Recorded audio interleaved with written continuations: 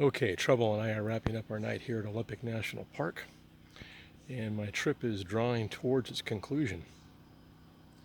Um, Took a little bit of time this morning to just relax some in this beautiful environment without rain, without cold, without wind, and kind of take it in. And I met an interesting man last night named James who hails from Scotland originally and is doing a trip very similar to mine on his Triumph.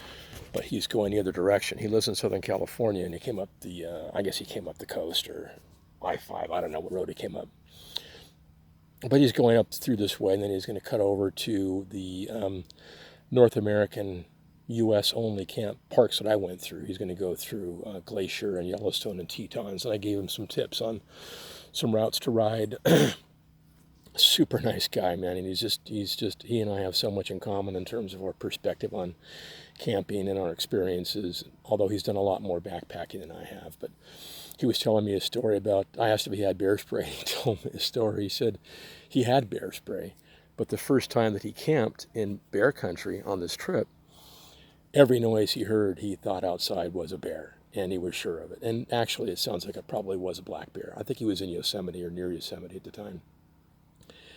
And he said he pulled the safety off of his off of his bear canister because he was that freaked out by the sounds he was hearing. And I'm not sure if, I don't recall if it was in his tent or outside of his tent or what the next day, but he accidentally discharged his bear spray into the wind and it came back and sprayed him in the face. And, uh, and so he had lost at that point the safety for his bear spray canister. And he holstered it again and he went into town, dealt with with getting all the spray off of him, out of his eyes, and all of that. And while he was in Starbucks, inside of Starbucks, he, he accidentally discharged the canister again and created this fog of bear spray in Starbucks. And he said he just ran out of Starbucks, jumped on his bike completely unprepared for the ride, and just started riding. And he was just certain that he was going to have cops behind him with a report of a motorcyclist having unleashed a chemical weapon attack inside of Starbucks. And he said his heart was just racing 100 miles an hour for the next half hour, waiting to see the lights in the background or the tire strips in the foreground or whatever the case may be. And so his next opportunity, he just dumped his bear spray can into a trash can and left it there. He said, "I just can't be trusted with bear spray," is what he said. I was just cracking up. Funny guy, super nice guy. I think I mentioned he was from Scotland. He's engaged to a woman from Germany. He's a photographer, and he also ran a bar in London. He actually owned a bar in London and moved to Austin to start another bar there. And I think he has since then moved to Southern California, San Diego area. Anyway, his trip is planned to be about 2 months, which is an awfully long time for the route he's taking. And I think he probably realizes that now, having talked with me and knowing what I've done in the time that I've been on the road. And believe me, I have not had a fast pace.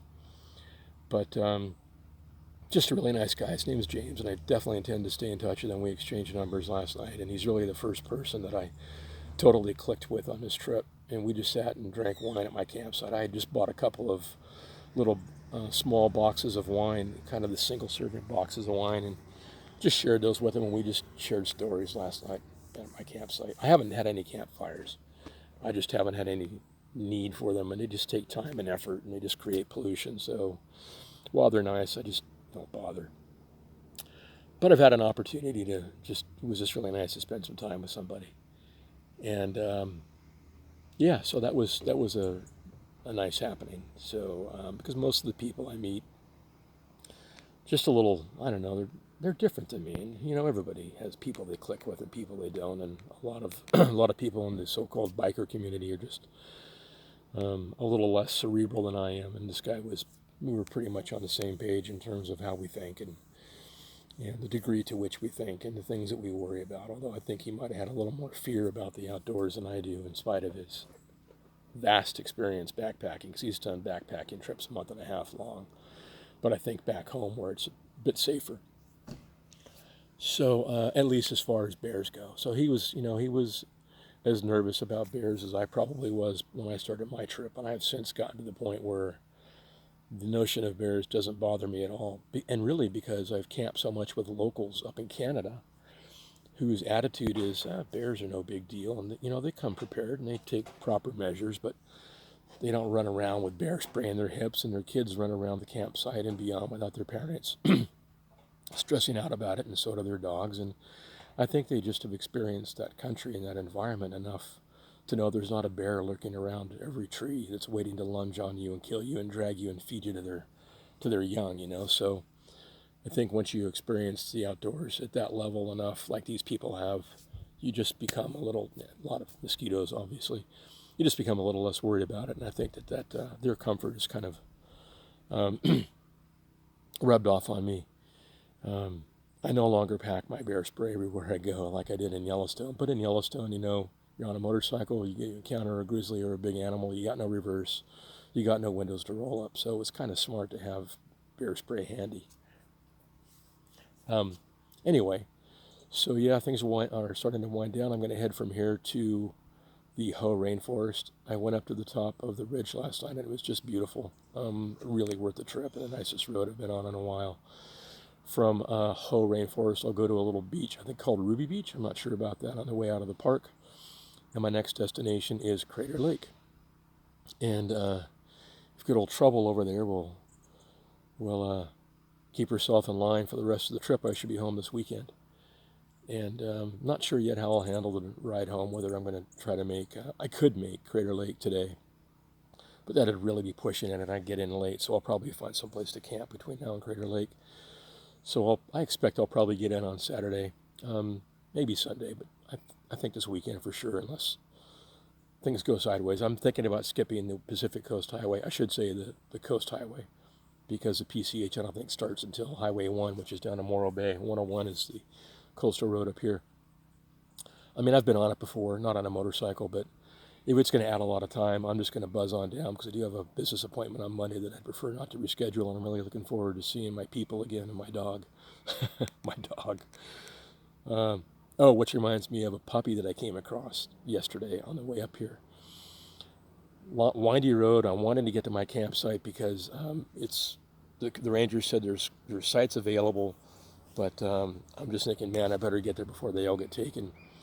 And I see this damn dog, not a puppy, but a small dog, in the middle of the road, long, twisty road, up to the campsite, inside the forest.